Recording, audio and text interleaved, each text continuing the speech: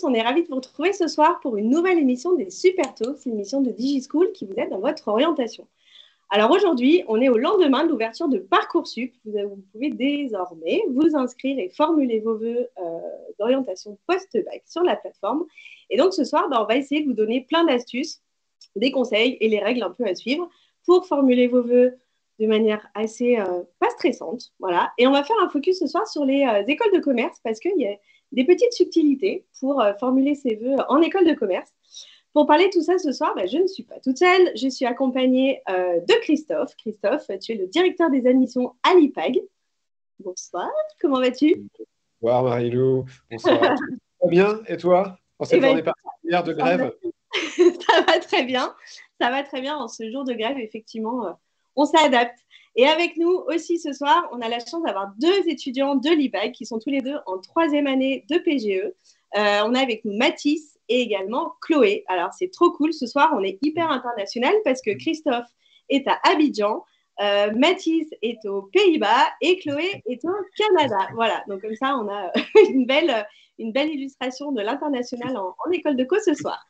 Écoutez, justement, les trois personnes qui m'accompagnent ce soir vont vous donner plein de conseils justement pour que cette période de formulation des vœux soit, comme on le disait, la moins stressante possible. Vous avez besoin d'avoir un peu les règles, savoir un peu dans quoi vous allez mettre les pieds.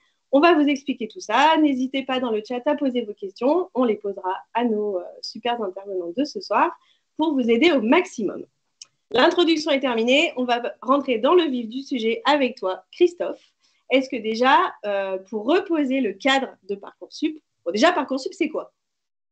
Alors, Parcoursup, c'est une plateforme d'orientation pour les jeunes bacheliers, futurs bacheliers en tout cas, ceux qui sont en train de préparer leur baccalauréat, ou certains d'ailleurs qui l'auraient déjà eu et qui souhaiteraient se réorienter. On repasse dans Parcoursup quand on veut reprendre en première année, ça parfois on ne le dit pas, mais on repasse aussi par Parcoursup. Et donc là, l'évaluation, quand on parle des notes, ce n'est pas sur la même chose forcément, parce que les étudiants ont déjà eu leur baccalauréat. Ouais. Et donc, c'est une plateforme. C'est la nouvelle version d'APB. Avant, on a entendu parler d'APB, ça ne vous parle peut-être pas. Mais en tout cas, c'est une vraie volonté, je pense, de la part du gouvernement d'offrir un large choix de formation aux étudiants, voilà, justement, qui sont au lycée en classe de terminale. C'est une plateforme qui a été ouverte en consultation cette année l'année dernière, depuis le 20 décembre 2022. Donc là, vous avez pu naviguer au travers des différentes formations. C'est bien fait. Je vais vraiment être très transparent parce que en France, généralement, on trouve toujours que les choses sont mal faites. Voilà, pour tout un tas de formalités, c'est très bien fait. Il y a tout un tas de fiches, de vidéos, de conseils qui sont donnés par Parcoursup pour se repérer dans cette plateforme.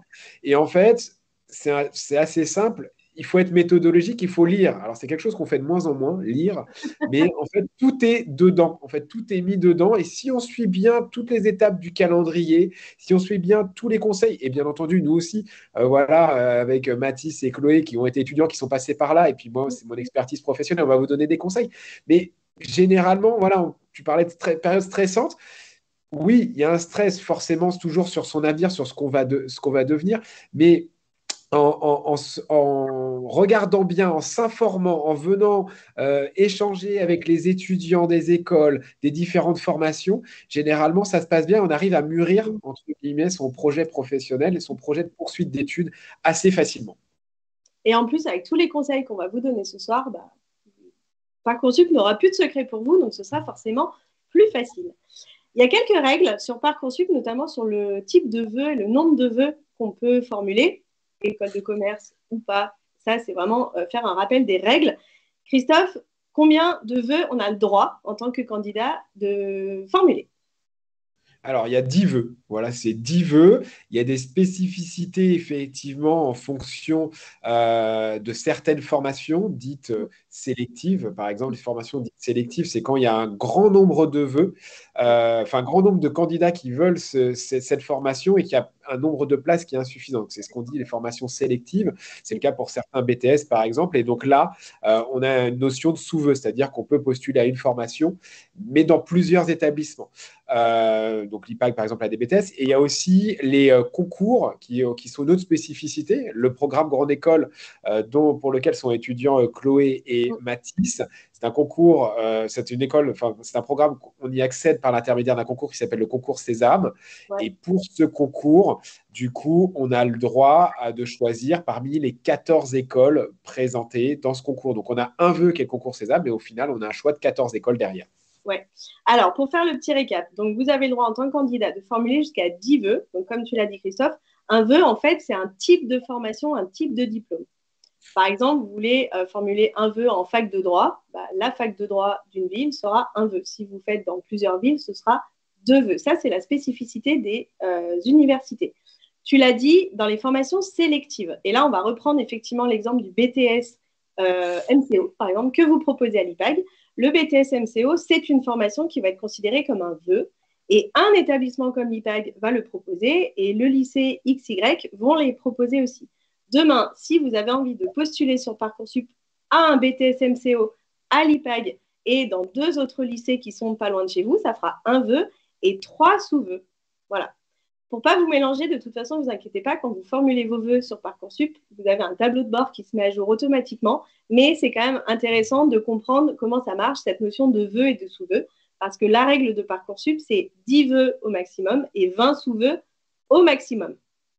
Et pour illustrer cette dernière partie, comme tu l'as très bien dit, Christophe, et là, c'est la dernière partie règle du fonctionnement, comme pour le programme Grande École que vous proposez effectivement, qui passe par un concours, le concours représente un vœu et toutes les écoles associées à ce concours représentent des sous-vœux. Là, il n'y a pas de limite. Vous pouvez candidater à autant d'écoles qui font partie de ce concours. Vous aurez bien un vœu et autant de sous-vœux que vous voulez.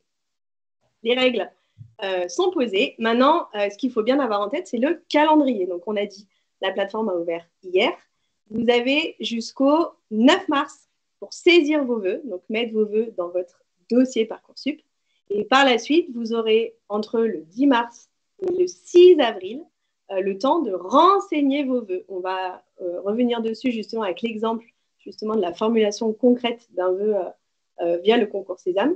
Mais vous avez jusqu'à cette date-là, donc le 6 avril, pour renseigner vos vœux, c'est-à-dire projet de formation motivé, bien vérifier les différentes informations de votre dossier. Est-ce que tout est clair? Je crois que tout est clair. On va passer maintenant justement sur l'illustration concrète de comment on formule un vœu à l'IPAG. Demain, moi, je suis bachelière. J'ai envie de rentrer chez vous à l'IPAG. Comment ça marche? Donc, on se connecte sur son espace et on va sélectionner le concours Sésame. Qu'est-ce que, et ça, Christophe, justement, tu vas pouvoir nous aider là-dessus. Donc, la plateforme, tu l'as dit tout à l'heure, c'est hyper intéressant. Toutes les formations sont référencées sur Parcoursup et vous allez avoir des fiches de formation. Les fiches de formation vont détailler, expliquer le contenu des formations et vous avez plein d'infos qui sont vraiment bien foutues cette année parce que la plateforme a un peu évolué, avec notamment certains critères de sélection. Est-ce que, Christophe, tu pourrais, s'il te plaît, nous expliquer, vous, à l'IPAG, ce que vous allez regarder justement lors d'une candidature? Alors, donc du coup, très brièvement, donc l'IPAG, si vous tapez IPAG Business School, vous allez retrouver sous 4 programmes. Donc le programme Grande École accessible par l'intermédiaire du concours Sésame, le programme Bachelor qui va être un vœu à part, le programme BTS aussi, comme on a dit, un vœu, et le programme BBA qui sera un autre vœu. Donc c'est ce que vous retrouvez pour l'IPAG. Et effectivement, chaque programme va avoir ses spécificités au niveau de la sélection. Donc, le programme Grande École, c'est par l'intermédiaire du concours Sésame. Donc là, c'est un concours. Donc, on va mettre une note de dossier, donc avec les résultats de première et terminale, les résultats du bac de français, et également les informations de la fiche à venir, à savoir l'appréciation du chef d'établissement. Donc, pour le programme en 5 ans, ça, c'est une note de dossier qu'on coefficiente. Chaque école du concours Sésame la coefficiente de manière différente. Et on va prendre les points au-dessus de 10. Voilà. Si c'est en dessous de 10, on ne va pas prendre ces points en compte. Ouais. Et l'autre partie, ça sera le concours avec ces 3 épreuves écrites, mais on va peut-être revenir en détail un petit peu plus après. Ouais. Le bachelor, donc là, on va venir regarder le dossier. Là, on va venir regarder le dossier plus en détail, c'est-à-dire qu'on va aussi venir regarder le projet de formation motivé. Ça, c'est également quelque chose qui est important à savoir. Il y a aussi une rubrique sur les activités, les centres d'intérêt. Ça aussi, il faut la remplir avec minutie. Donc là, que ce soit pour le bachelor de l'IPAG, le BTS ou le BBA, c'est des parties qu'on va regarder. On les regarde moins, c'est vrai, sur le programme Grande École et par le concours Sésame. Mais encore une fois, en fait, c'est un formidable exercice. Et avant de te redonner la parole, Marilou, tu disais, voilà, tu présentais tout ce qui était échéance, les dates. C'est très long, en fait, mine de rien, jusqu'au 9 mars. C'est très, très long, mais à la fois, c'est très, très court. Et je pense que Mathis et Chloé vont nous donner aussi leur avis sur ça tout à l'heure. Il ne faut pas attendre la dernière minute pour voilà, décider son projet motivé, choisir, faire ses vœux, etc. Il faut être serein. Si vous êtes déjà là sur ce live, c'est que vous anticipez un petit peu les choses, vous avez envie d'avoir du contenu. Mais voilà, préparez-vous en amont pour ne pas être là le 8 ou 9 mars à la dernière minute à saisir vos vœux, ça n'aura pas de sens. Bah oui, parce que ça prend du temps et ça se prépare. Bah, la transition, elle est parfaite justement parce que Mathis et Chloé, est-ce que vous pourriez nous partager un petit peu justement le ressenti que vous aviez eu au moment de l'ouverture de la plateforme quand ça a été votre tour de formuler des vœux et comment vous avez justement réfléchi la manière et le type de vœux que vous avez formulé. Est-ce que Mathis, tu peux nous faire un petit retour comme ça comment tu avais appréhendé toi cette procédure? Oui, pas de souci. Moi, pour être honnête, j'étais très stressé. Parce qu'au début, ça a ouvert et puis on ne savait pas trop comment ça marchait. Mais moi, j'ai eu la chance d'être accompagné par ma prof principale et mes parents aussi de mon côté. Mais en fait, la principale était là pour nous aider du début jusqu'à la fin. Elle nous faisait des petits retours, on faisait des petits points avec elle. Donc, c'était plutôt pas mal. Et moi, j'ai fait en sorte de finir mes vœux le plus tôt possible, c'est-à-dire que mi-février, pendant les vacances, j'ai fini mes vœux avec mes parents et tout était bon.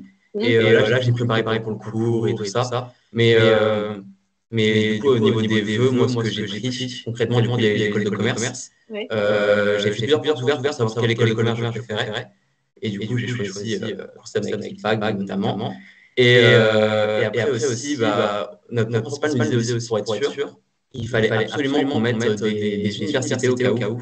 Moi, c'était plutôt mon fond de prédilection, mais c'était un choix qu'il fallait faire selon elle, car c'est pas très sélectif et du coup, ça permet de sécuriser, entre guillemets. Et sinon, j'avais aussi des BUT au cas où, mais moi, mon grand choix, c'était école de commerce et je m'y suis pris assez tôt quand même pour formuler mes vœux. Mais tu as quand même diversifié. J'ai diversifié, il fallait au cas où. Et toi, Chloé, comment ça s'est passé la manière dont tu avais abordé cette période de pré-inscription dans le supérieur? Comment ça s'est passé pour toi? Tu as été plutôt du genre à regarder dès le début de l'ouverture, d'attendre la fin? Du coup, moi, j'étais très curieuse. Du coup, dès le premier jour de la plateforme, j'ai essayé de regarder pour un peu... en fait, j'avais peur de ne pas réussir à, par exemple, rédiger la lettre de projet de vœux motivé. Ouais. Après, comme Mathilde, j'étais très stressée et je voulais faire les vœux le plus rapidement possible. Du coup, en février, j'ai tout fini. Et j'avais tout fini, les projets de vœux motivés et tous les vœux. Donc moi, pour ma part, je savais déjà que je voulais faire l'IPAG. Ouais. J'avais fait une prépa pour préparer le concours Sésame et Christophe avait présenté l'école et je savais que c'était l'école dans laquelle je voulais être. Ouais. Donc du coup, sur les écoles de commerce, mes professeurs étaient vraiment de diversifier, on ne sait jamais. Du coup, j'avais une licence d'éco-gestion et des BTS MCO. D'accord. Vraiment Donc, plutôt du genre aussi à pas attendre le dernier moment? Oui. Et ça, c'est un très bon conseil. Tu as dit quelque chose d'intéressant. Il faut aller voir Christophe en JPO alors. Intéressant, mais moi, je l'ai vu. Non, mais ça, alors ça, pour le coup, les gens qui nous suivent souvent, et ça, c'est un conseil qu'on donne tout le temps, c'est vrai que les JPO, ça reste quand même un événement, un outil d'orientation qui est hyper important, hyper intéressant, parce que c'est l'occasion d'aller en immersion déjà, quand c'est pas en virtuel, mais sur les campus. Ça, c'est déjà super intéressant. Et justement, de pouvoir aller discuter avec l'équipe d'encadrement, mais aussi avec vous, les étudiants. Et des fois, c'est plus facile d'aller poser des questions à quelqu'un qui est dans la formation plutôt qu'à un prof. On peut peut-être se dire, tiens, je vais le voir en jury, j'ai posé une question bête et il va se souvenir de moi. Pas forcément. Mais en tout cas, pouvoir discuter avec des étudiants et des équipes, c'est hyper intéressant. Et ça, on le dit super souvent. Donc, voilà, vous n'avez pas attendu le dernier moment pour candidater. Comment vous avez, parce que là, on va parler un petit peu du concours, justement, à la fois sur les modalités, mais à la fois sur la préparation, parce que c'est vrai que cette période, elle est quand même, on a quand même tout son contrôle continu quand on est lycéen, on a son quotidien tout simplement de lycéen, et en plus, on nous demande de faire des vœux d'orientation et de préparer des concours. Comment on s'organise pour gérer tout ça en même temps? Est-ce qu'on pourrait faire déjà, Christophe, un petit rappel des modalités justement des épreuves du concours Sésame? C'est-à-dire, une fois qu'on a formulé son vœu, qu'on l'a validé, donc comme tu l'as dit tout à l'heure, il y a une sélection qui est faite et avec une note qui est faite sur le dossier, avec les éléments qui sont fournis dans le dossier du candidat. Mais après, qu'est-ce qui se passe? Alors, tu l'as dit, voilà, la première échéance, donc il y a le 9 mars pour formuler ses vœux et après, jusqu'au 6 avril pour finaliser son dossier. Ouais. Voilà, encore une fois, un très bon conseil, Mathis et Chloé, il ne faut pas attendre la fin, parce que notamment le concours Sésame, c'est le 12 avril. Donc, si on attend le 6 avril, ça veut dire qu'on a à peine une semaine pour préparer. Là, ça va être très, très, très, très, très compliqué. Le concours Sésame, il y en a peut-être d'ailleurs certains d'entre vous qui ont déjà commencé à le préparer parce qu'il y avait un espace de préparation sur le site concours-sésame.net, qui est le site officiel du concours Sésame. Et il y a un accès qui s'appelle effectivement la prépa Sésame. Il y aura aussi un accès qui s'appelle My Sésame. Une fois qu'on a mis le vœu, il faut aussi régler les frais de concours, qui sont des frais de concours uniques au concours Sésame, qui sont 295 €. On peut choisir une ou 14 écoles, mais ça, on va y revenir aussi tout à l'heure, sur comment on choisit, comment on fait ses choix d'école de commerce. Et après, donc, il va y avoir 3 épreuves écrites, une épreuve d'analyse et d'enjeux contemporains. Donc, tout se fait sous format QCM, ça c'est important. Tout se fait depuis chez vous, à distance, avec un outil voilà, qui est très bien fait aussi pour réaliser ces épreuves à distance. Donc voilà, première épreuve, analyse et enjeux contemporains. Donc voilà, du question de repérage et d'analyse dans un texte qui est à lire. Ensuite, il y a les enjeux contemporains, donc c'est des questions sur voilà, l'actualité au cours des 18 derniers mois. Donc là aussi, hein, c'est un peu ce qu'on demande en école de commerce, d'avoir effectivement des personnes qui sont curieuses sur l'actualité au sens large du terme. Après, il y a une épreuve de raisonnement et compétences avec des QCM sur de la logique, du raisonnement verbal, numérique. Donc là aussi, ça se prépare, on répète. Il y a cette plateforme d'espace pour s'entraîner. Ça, c'est de l'entraînement qu'on peut faire aussi de manière régulière, 10, 15, 20 minutes par jour pour prendre le pli du QCM. Et après, une dernière partie avec donc l'épreuve de langue, LV1 et LV2, grammaire, conjugaison, vocabulaire. Là aussi, du QCM, c'est des temps très courts, donc il faut aussi être très rapide et bien s'entraîner avant pour pas le jour J découvrir les épreuves et être pris au coup pourvu. Ouais. Et donc, après les écrits, il y a des oraux. Exactement. Alors, qu'est-ce que vous attendez en tant qu'école, toi, à l'IPAG, quand tu reçois des candidats justement sur ces épreuves orales? Qu'est-ce que vous allez regarder? Qu'est-ce que vous attendez? Et surtout, c'est quoi tes conseils pour justement tous les candidats qui seraient intéressés pour qu'ils aient des petits tips comme ça, justement, pour bien préparer leurs épreuves? Et après, on demandera à Mathis et Chloé comment ils s'étaient préparés.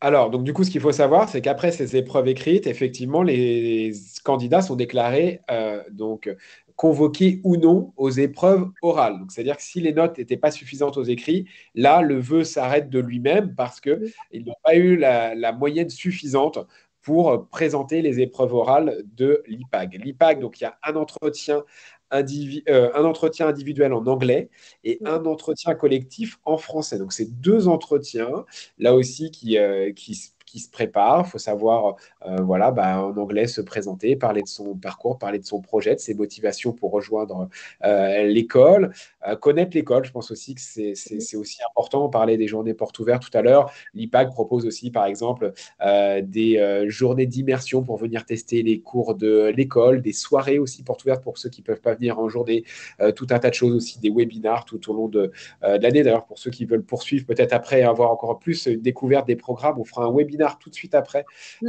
Voilà, vous pouvez vous inscrire via notre site. C'est un état d'esprit, l'IPAG. Moi, ça fait 11 ans, c'est ma 11e saison. Et je pense qu'en fait, les écoles de commerce en surface, c'est à peu près en 5 ans, les grandes écoles, je parle vraiment des grandes écoles, étant donné qu'on délivre des diplômes d'État, il y a beaucoup de similitudes. Quand on va venir, par contre, regarder plus en détail les programmes, les options, les parcours possibles, les expatriations, et je pense que Mathis et Chloé, là, sont un bon exemple en étant respectivement au Canada et aux Pays-Bas. Ça, c'est aussi hyper important. Mais voilà, moi, Mathis, Chloé, je les adore. Enfin, je les aime de tout mon cœur. Je trouve que c'est des étudiants qui sont formidables. C'est ces étudiants-là qui me font aimer mon job. Et ça, depuis voilà, des années, c'est des super rencontres. Mais c'est un état d'esprit qu'il faut avoir. À l'IPAG, voilà, c'est une grande école. C'est faire des choses sérieuses sans trop se prendre au sérieux. On ne va pas être là à dire que nos étudiants sont les meilleurs, vous êtes les meilleurs, les entreprises attendent que vous. On travaille plutôt sur l'humilité, l'esprit de groupe, l'abnégation, la capacité voilà, de la force de travail. Je pense que ça, c'est vraiment quelque chose qui est important. Et le message, du coup, c'est venir en fait voilà, comme vous êtes, c'est-à-dire avec vos qualités. Nous aussi, on a un programme qui va vous aider à grandir, à vous révéler. Ça, c'est notre job à nous. Mais il ne faut pas vouloir être quelqu'un d'autre lors des euros. Ça ne sert à rien du tout. Il faut venir avec sa personnalité. Parce que nous, ce qui nous intéresse, c'est de faire un groupe. Et un groupe, c'est des individualités complémentaires qui sont au service voilà, voilà, d'une entité, d'une institution qui est l'IPAG, mais dans l'idée de servir l'intérêt général. Et ça, je pense que c'est une des valeurs clés de l'IPAG. Ouais. Vous, Mathis et Chloé, alors vous, je sais en préparant l'émission que vous étiez sur l'année avec le Covid et tout ça, il y a eu un petit chamboulement sur le concours, mais comment vous vous étiez mis en mode préparation de concours à l'époque où vous avez formulé ces vœux justement et où vous deviez passer le concours Sésame? Chloé, comment tu t'es préparée toi à ça? Moi déjà dès septembre, du coup j'avais déjà acheté des livres comme la Bible Sésame pour déjà m'entraîner.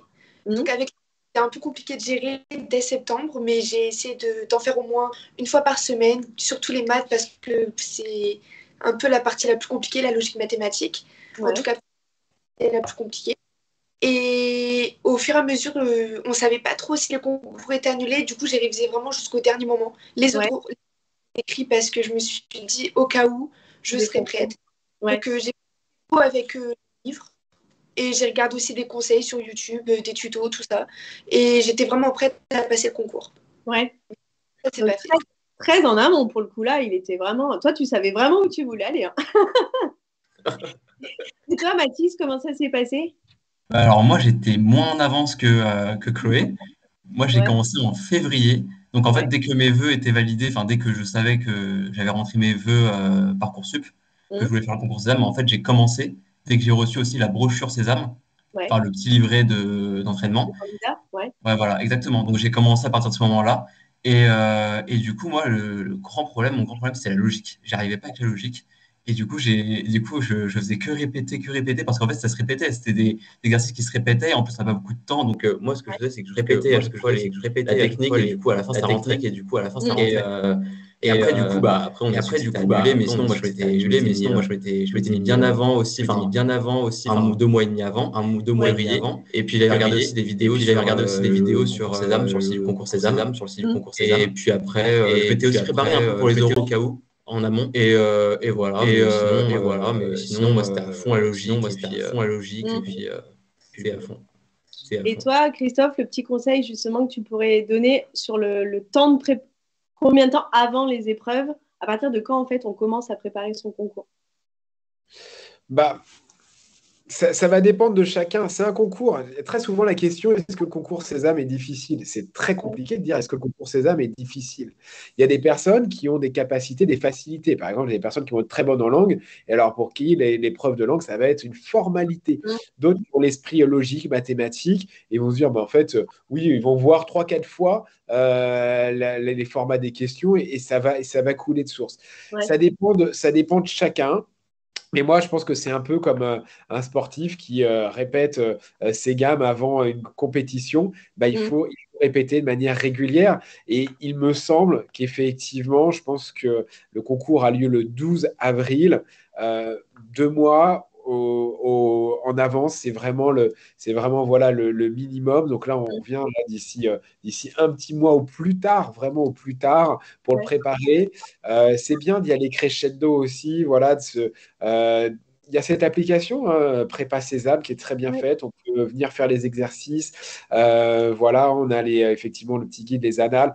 Enfin, voilà, c'est par la répétition que on va vraiment pas être surtout décontenancé le jour J et qu'on va. En fait, le concours, outre l'aspect, la technicité, on va dire, des questions, c'est aussi beaucoup une gestion de son temps et donc, du coup, une gestion du stress.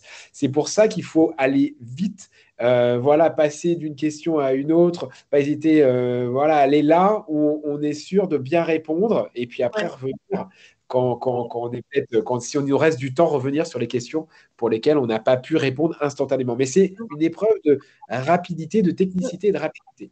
Ouais. Et ça, c'est vrai que souvent, on se dit, dans les concours, il y a le fond, les matières sur lesquelles on est évalué, mais c'est le format et le temps. Effectivement, ça, c'est hyper important ce que tu dis, s'entraîner au temps pour ne pas se laisser dépasser et savoir un peu ce qui nous attend le jour J. Moi, j'ai une question, mais qui, je pense, beaucoup de monde se pose.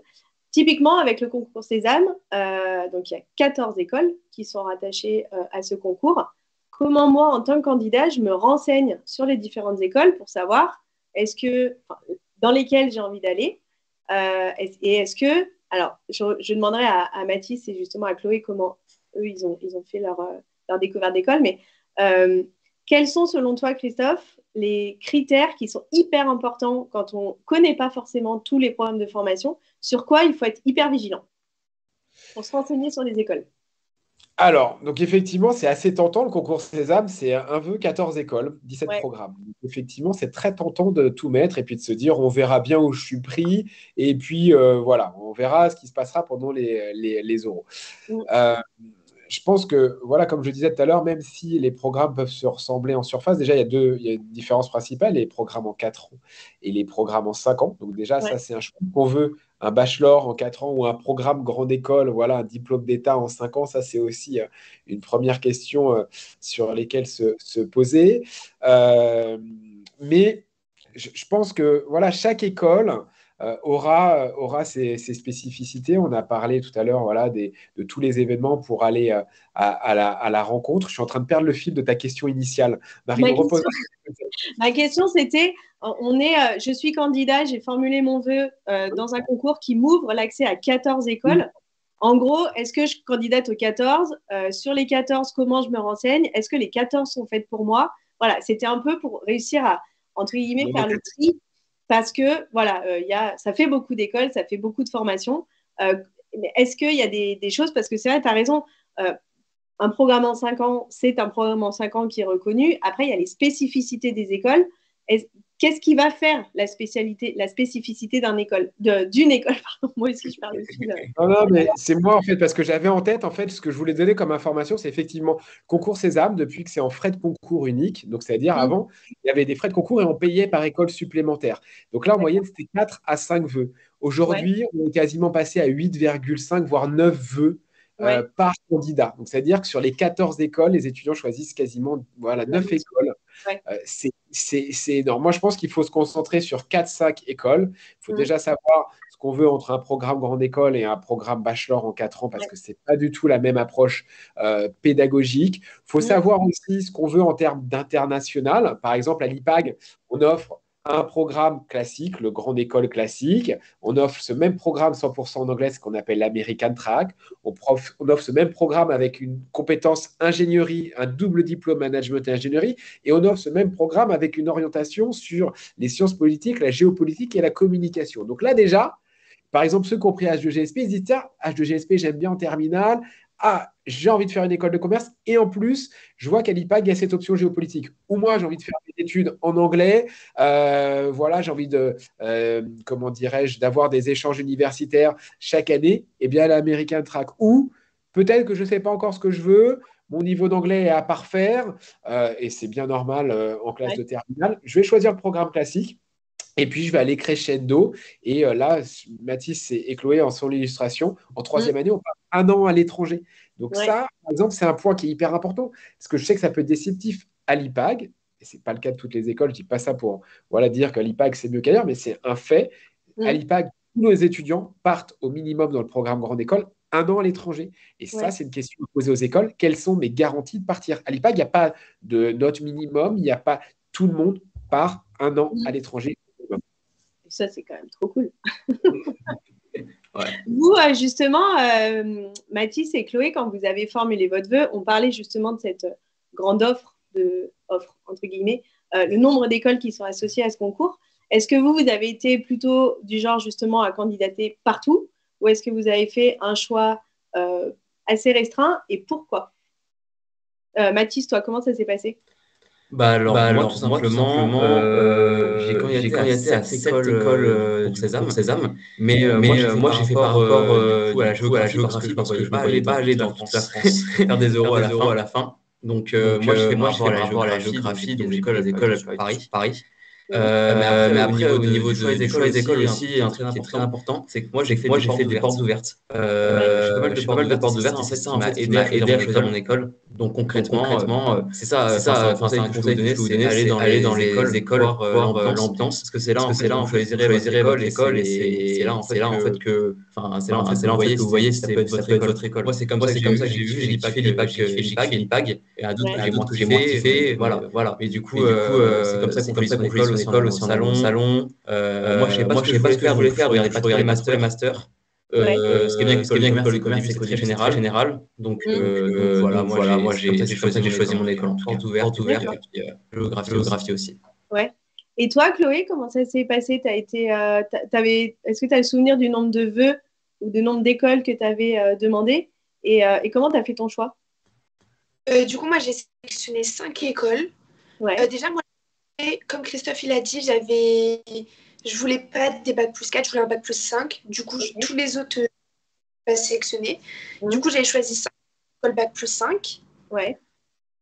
Et déjà, je trouve que c'est pas trop la solution de mettre plein d'écoles parce que moi, je sais, j'étais quelqu'un de très hésitant. Moi, du coup, je savais que je voulais aller à l'IPAC dès le début, mais si on est quelqu'un d'hésitant, toutes les écoles ou plusieurs écoles, après, c'est une fois imaginé, on est pris partout. Bah, après, c'est on va encore hésiter à des écoles au final. Du coup, c'est pas trop la solution. Et la question, c'était. C'était savoir C'était savoir justement cette grande diversité d'écoles qui sont proposées sur un seul et même concours. Est-ce que, voilà, de ton expérience personnelle, est-ce que tu as plus eu, mais tu as déjà donc bien répondu, est-ce que tu as plus été du genre, je vais demander 3-4 écoles et je vais assurer, ou comme l'a dit tout à l'heure Mathis, il y a aussi une question de logistique derrière tout ça. On peut candidater à plein d'écoles, mais pour aller faire les oraux, si on est pris pour le concours à Strasbourg, à Lille, à Marseille, à Toulouse, à Bordeaux, à Lyon, à Clermont, enfin, ça peut. Je ne dis pas qu'il y a bien ou pas bien. C'est une question à prendre en compte. Et toi, c'était savoir un peu comment tu avais eu ce raisonnement sur ton choix du nombre d'écoles dans lequel tu avais, au moment où tu as fait ton vœu, en fait. Comme il y avait ce choix, est-ce que tu as tout pris ou pas? Voilà, pour résumer, c'était un peu ça. Mais tu nous as dit, toi, tu avais déjà l'objectif IPAG dans un premier temps. Donc, mais tu avais quand même assuré, entre guillemets, avec d'autres écoles quand même, en passant ce concours, si à tout hasard. Et toi aussi, tu étais allé au JPO de l'IPAG? Non, pas de l'IPAG. D'autres, oui, mais pas de l'IPAG. Ouais. Et c'est quoi qui a fait que tu as choisi l'IPAG, justement, si tu n'es pas allé les voir? Du coup, c'est vrai que je connaissais pas vraiment l'école et j'avais pris une prépa Sésame pour préparer le concours, pour intensifier. Et c'est là que Christophe est venu présenter l'IPAG et je sais pas, c'est un peu le destin, on va dire. Je suis sentie direct une connexion et du coup, le soir même, j'ai lu les brochures et j'ai vu que l'IPAG. C'est vrai qu'une école bac plus 5, c'est un peu tous le même programme, tous le même diplôme à la fin. Et du coup, j'avais vu qu'il y avait l'esprit humain qui est à l'IPAG, il y a des choses que les autres écoles ne proposent pas. Il y a l'IPAG et une semaine de stage intensif de survie qu'on est obligé de faire. Il y a l'expatriation, un an complet. Enfin, il y a plein de choses comme ça qui m'ont séduite à aller dans l'école. D'accord. Bon, je crois que Christophe, tu vas être obligé de nous vendre du rêve comme tu vends du rêve à tous les étudiants que tu rencontres. Franchement, tu leur fais. Mais le truc qui est hyper simple, en fait, c'est qu'il n'y a pas de rêve. C'est la réalité, tout simplement. En fait. C'est ça qui est super. C'est que dans cette école, effectivement, il y a un supplément d'âme. Je pense qu'aujourd'hui, l'enseignement, ça change. On parle de massification. On a même des groupes d'écoles qui parlent d'industrialisation de l'enseignement. là, on est un peu le village de Gaulois qui résiste, avec une approche où, oui, certes, on est une école de commerce, grande école de commerce, oui, il y a des frais de scolarité, mais on n'a pas de clients. On a des étudiants. Et les étudiants, on est là pour leur apporter, comment dirais-je, un cadre épanouissant pour qu'ils puissent se révéler. Alors, tout n'est pas parfait à l'IPAG, et je pense que l'école qui dirait tout était parfait chez nous, c'est impossible. Mais on est toujours à l'écoute des étudiants et on se nourrit énormément de leur retour, et c'est comme ça qu'on progresse. Et on parle très souvent de la grande famille IPAG, et je pense que ce qui nous lie, c'est l'école, c'est l'institution. Dans une famille, on n'est jamais d'accord avec tout le monde. On a toujours plus ou moins des affections avec certains membres de sa famille, mais au final, il y a cette chose qui nous lie, c'est l'école. Et ça, je pense que c'est clairement ce qui fait la différence aussi. Et c'est moi aussi pourquoi je suis aussi fidèle à l'école depuis des années. Donc, l'échange, en fait, il est très naturel et spontané. Et je pense que ça se ressent. Les étudiants, même nos auditeurs qui nous écoutent, ils ne vont pas choisir ça parce qu'ils ont vu une super pub, une super vidéo, voilà, qui a été mise en scène pour vanter tout un tas de choses qui ne sont pas vraies, en fait. On ne choisit pas une école de commerce comme on va choisir une paire de baskets, ce n'est pas possible. Donc, il y a une approche qui est sincère à l'IPAG et je pense que c'est ce qui fait la différence. Ouais. J'aimerais bien qu'on revienne rapidement sur justement le PGE pour comprendre un peu et que les personnes qui nous suivent ce soir comprennent bien. Parce que, bon, s'inscrire en PGE, ça veut dire aussi direct après le bac, rentrer dans un cursus en 5 ans. Comment, Mathis et Chloé, vous avez justement fait alors, c'est pas comment, mais ce choix de se dire je veux faire des études sup, ça déjà, c'est la première chose. Et en plus, je suis prêt à faire un programme en 5 ans. Comment vous êtes projeté sur ce projet d'orientation et comment vous êtes renseigné justement pour être sûr que finalement, c'était la voie qui allait vous intéresser, quoi. Comment ça s'est passé pour toi, Mathis, ce choix du programme en 5 ans? Moi après en fait du bac, je savais que je voulais faire des longues études, voilà, je savais que c'était un peu dans le commerce, je savais que c'était pas dans le commerce, je savais pas. C'est pour ça qu'en fait les études longues, c'est pour ça qu'en école de commerce, elle m'allait très bien parce qu'en fait, les principes sont hyper générales, en fait de choisir, ça me permet en fait de gagner du temps pour choisir, ça me fait gagner du temps. Et puis en fait les 2 dernières années, troisième année en plus on part, c'est trop bien. Et les 4e et 5e années, là, on choisit notre spécialisation, ça me laisse du temps. Et en plus, chaque année, il y avait des stages. C'est pour ça, en fait, que je me suis dit, un programme en 5 ans, que je me suis dit, carrément, je ne voyais pas prendre un bachelor spécialisé, une licence ou un BTS, quoi que ce soit. Un BTS plus fait pour les études longues. Plutôt commencer sur un programme assez généraliste pour voir plein de choses et te laisser le temps, comme tu dis, de voir ce qui peut te plaire, les domaines qui peuvent te plaire et là où tu as envie de te spécialiser. C'est exactement ça. Ça a marché sur moi parce que maintenant je sais que je veux faire dans la stratégie commerciale, grâce au stage, à l'IPAG. Ça, j'ai kiffé le stage de vente. Maintenant, je sais ce que je veux faire et ça m'a vraiment aidé. C'est un bon pari. Et toi, Chloé, alors, on savait que tu voulais aller à l'IPAG. Est-ce que tu savais aussi que c'était le programme en 5 ans qui te correspondait? Comment tu as abordé, toi, justement, ce projet d'orientation? Je savais pas du tout quoi faire de ma vie après le bac. En fait, choisissais des programmes plus courts comme un bachelor. C'était études spécialisées. Je savais pas du tout quelle spécialité prendre. Du coup, le bac plus avoir 2 années généralistes, une année à l'étranger. Comme ça, je savais même pas si je voulais travailler à l'étranger plus tard ou autre. Ça me permettait de me découvrir aussi ailleurs. Et après, les 2 dernières années, me spécialiser. Et vu que je suis toujours hésitante, les spécialités, il y a 7 spécialités de master, il me semble. 6. C'était pas loin. Du coup, ça me permet de vraiment faire le choix parmi 6. Donc, moi, c'est vraiment ce qui me convenait. Ouais, d'accord. Et est-ce que, petite question qu'on nous pose souvent, parce que c'est quand on parle école de commerce, on pense souvent aux écoles privées, donc il faut financer ses études. Est-ce qu'on a le temps, dans le rythme de cours que vous avez, d'avoir un job à côté, pour pouvoir justement financer ses études? Totalement. Ouais. Totalement. Ouais, en fait, c'est pas du tout comme au lycée, on a 30 35 heures de cours. Là, on est plutôt sur du 20-25 heures.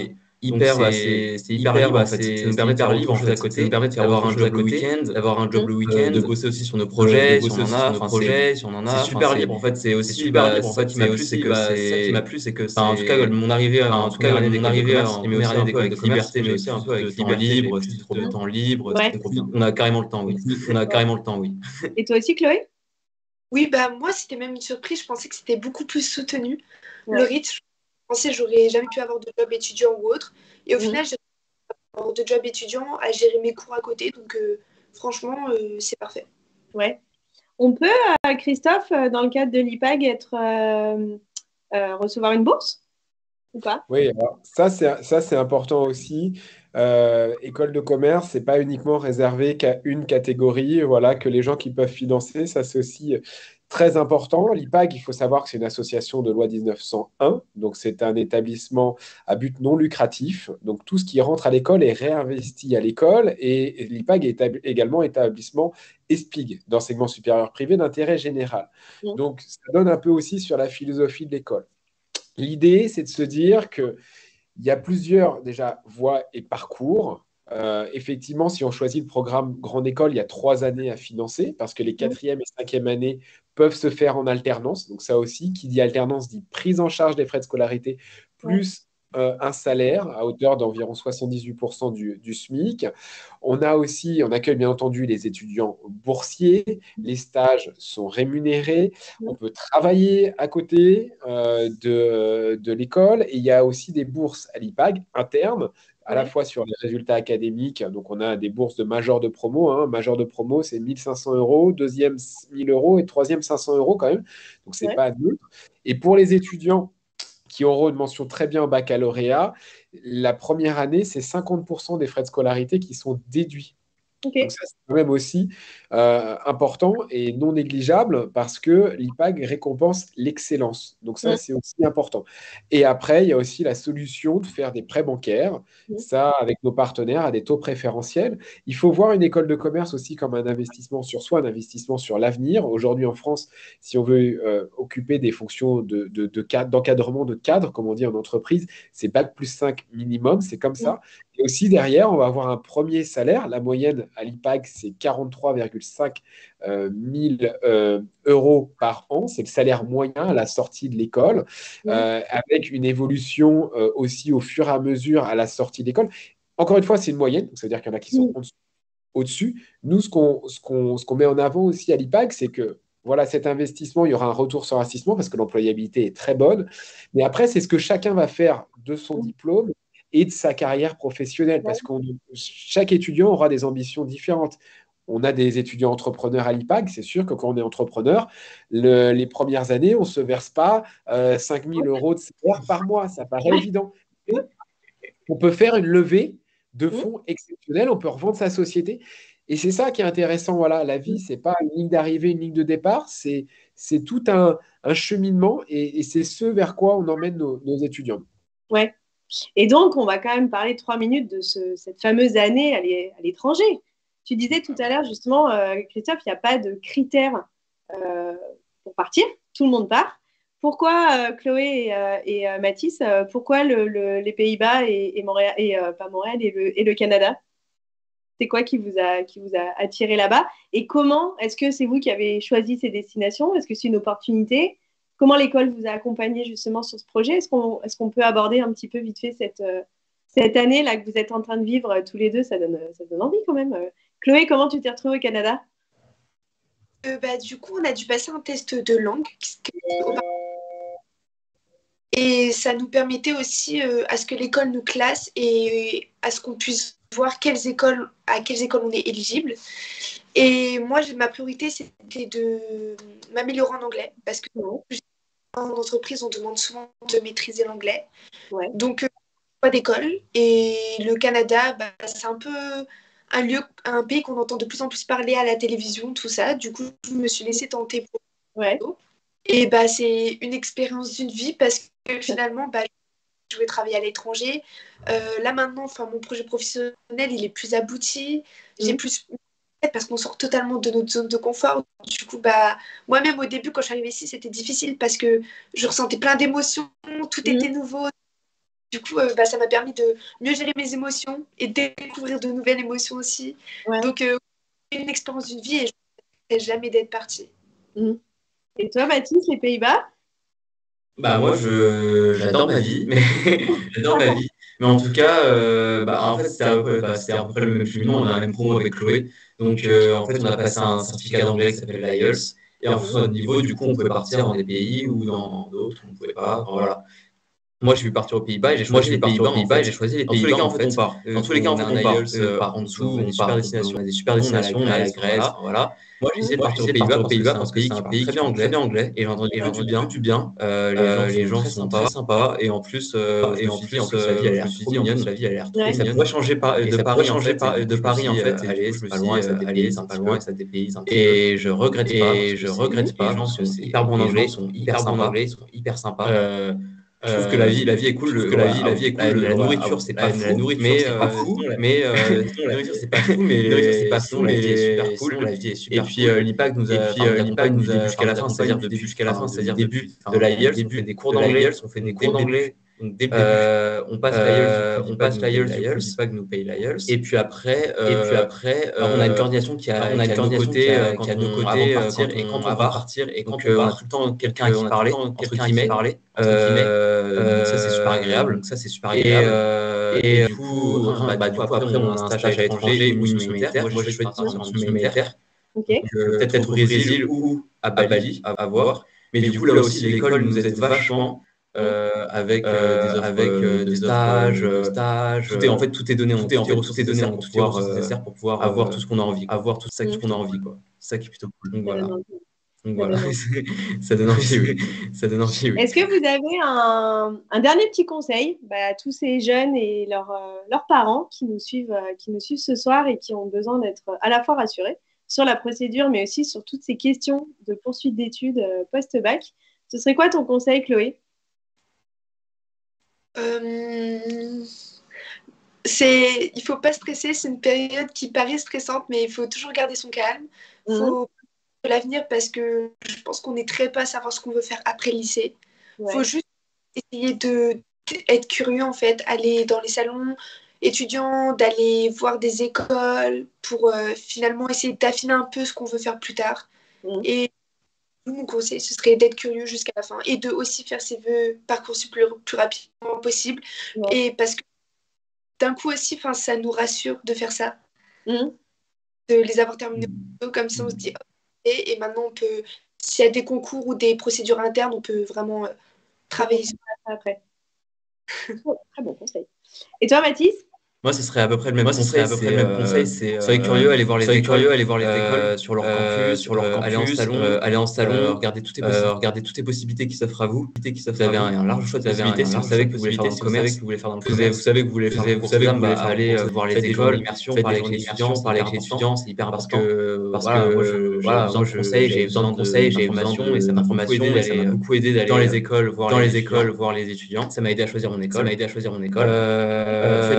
Faites vos vœux le plus rapidement possible. Prenez votre temps aussi. Mais le faire le plus rapidement possible, c'est aussi une tranquillité d'esprit. Prenez pas trop la dernière minute. Comme ça, vous avez le temps pour sur les concours, sur les procédures internes. Voilà. Exactement. Et toi, Christophe, qu'est-ce que tu nous conseilles pour survivre à cette période? Ouais, je comprends, franchement, voilà, moi mes enfants sont petits, donc je suis pas concerné encore par ça, j'ai pas hâte.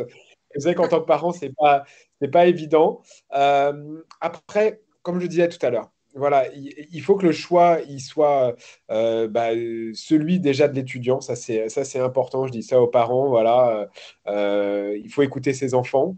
Bien entendu, il faut les accompagner, il faut qu'il y ait un échange, ça c'est hyper important. Je sais que c'est pas toujours évident, alors parfois ça peut être un professeur principal, un conseiller d'orientation qui peut parfois prendre le relais, mais je pense que voilà, il peut y avoir des compromis dans une famille aussi. Ça peut être peut-être de se lancer sur un parcours qui sera peut-être pas le bon au final.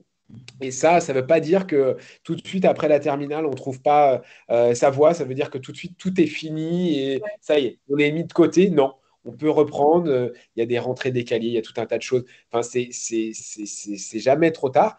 Et aussi, ce qu'il faut voir, c'est que si c'est le choix d'une école de commerce, c'est un bon choix, peu importe ce que vous allez faire plus tard dans la vie. Oui, bien entendu, qu'il y a plus de 98-99% de nos étudiants, nos diplômés travaillent aujourd'hui dans l'entreprise, voilà, dans tous les secteurs voilà, qu'on connaît, les ressources humaines, le marketing, la communication, la finance, etc.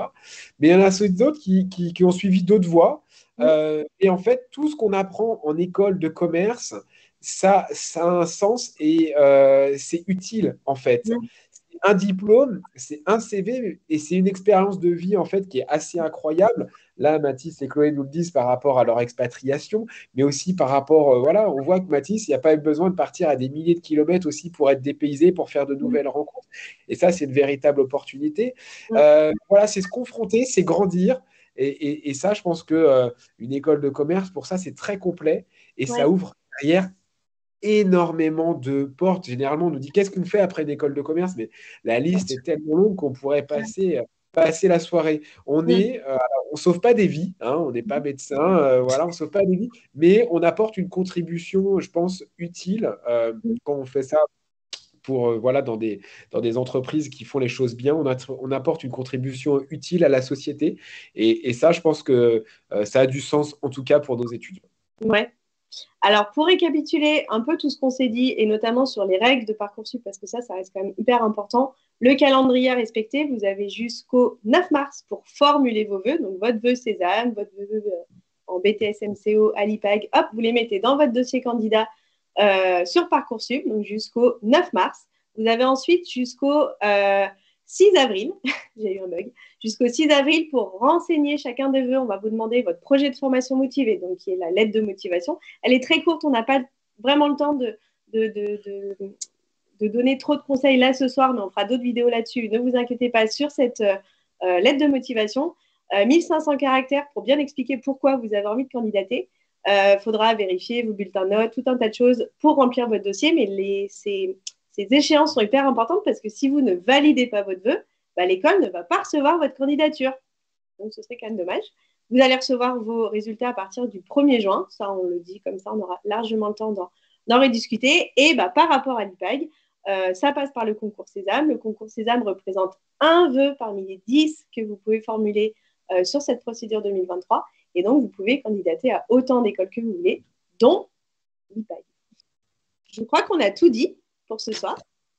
Moi, mon dernier conseil, c'est d'aller rencontrer l'IPAG lors des journées portes ouvertes, contacter l'école. De toute façon, il y a les réseaux sociaux, il y a le site internet, il y a plein de choses, mais surtout, aller sur les JPO. Mathis et Chloé nous l'ont quand même bien dit aussi, c'est important, ça permet de rencontrer les équipes, ça permet de vous donner une première idée de l'environnement d'études dans lequel vous serez, et ça joue. Hein, on est d'accord? Ah oui, ah oui. Écoutez, merci beaucoup à tous les trois pour votre temps, pour vos conseils. J'espère que on aura été le plus clair possible pour que vous soyez carrément plus rassurés et que vous abordiez cette procédure d'orientation beaucoup plus sereinement. Merci à tous les trois. Et puis, merci, plaisir. Bonne procédure à l'IPAG. Et puis, Mathis et Chloé, profitez de votre expérience à l'étranger. Vous avez bien de la chance et c'est vraiment cool de pouvoir en profiter. Voilà. Écoutez, nous, on vous dit à très vite pour de nouvelles émissions avec DigiSchool. À bientôt. Merci.